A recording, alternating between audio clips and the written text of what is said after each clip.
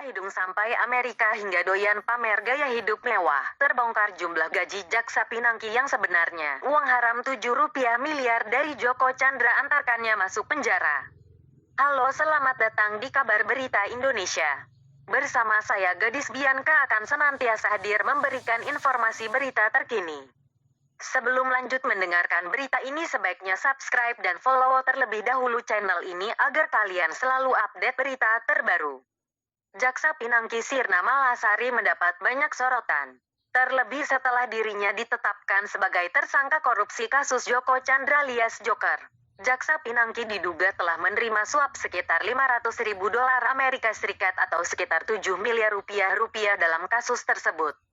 Sebagai informasi, Jaksa Pinangki dikenal memiliki gaya hidup glamor.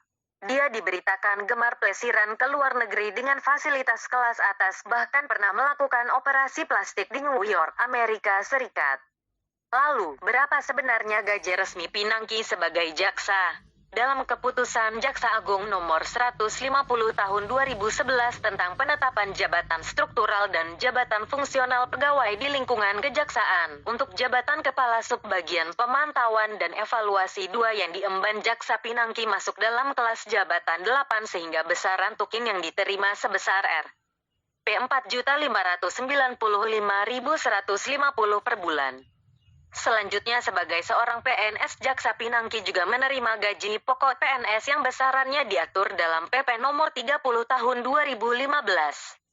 Besaran gaji PNS di kejaksaan sama dengan PNS di instansi pemerintah lain.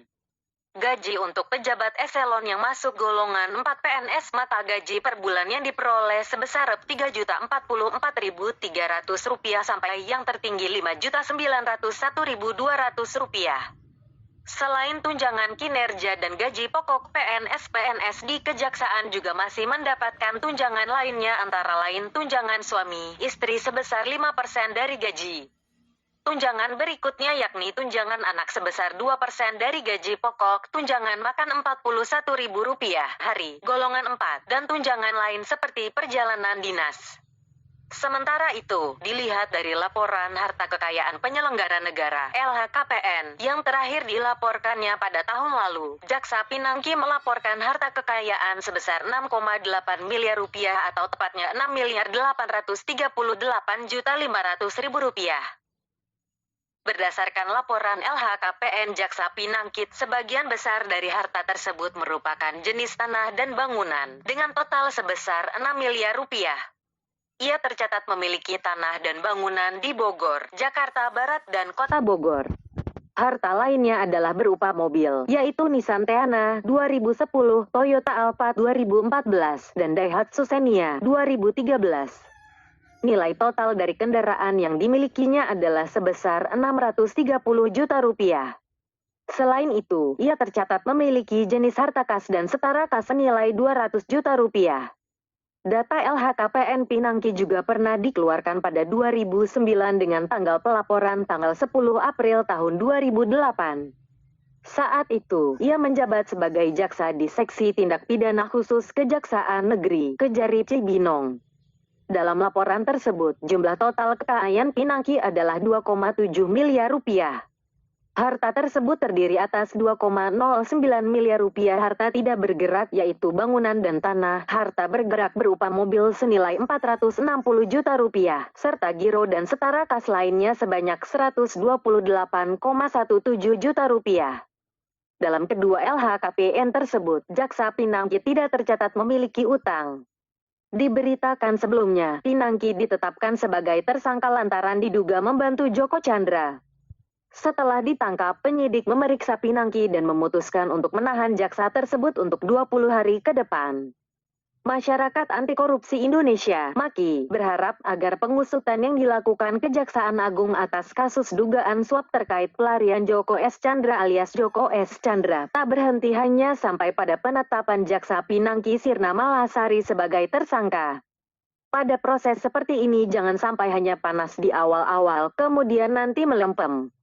Dan kemudian seakan-akan rakyat melupakan dan pemerintah juga seakan tidak peduli lagi, kata Koordinator MAKI Boyamin Saiman melalui video pernyataan yang diterima Kompas.com, Rabu tanggal 12 Agustus tahun 2020.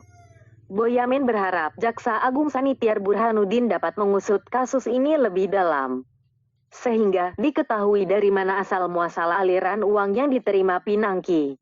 Karena tidak mungkin oknum jaksa P ini hanya menerima tanpa ada yang memberi, ujarnya. Dan dalam kasus korupsi, gratifikasi, maupun suap atau penerimaan janji, itu pasti kemudian dilakukan oleh dua orang minimal, dua pihak lah, imbu Boyamin. Pengusutan, lanjut dia, perlu dilakukan untuk kemudian menetapkan pihak-pihak yang diduga terlibat sebagai tersangka.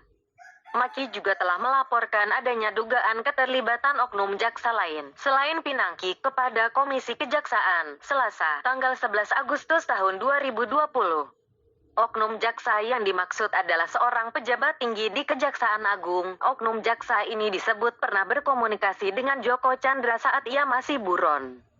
Menurut Boyamin, pejabat tinggi di Kejaksaan Agung, Kejagung, itu berkomunikasi melalui sambungan telepon dengan Joko Chandra saat Joko masih buron.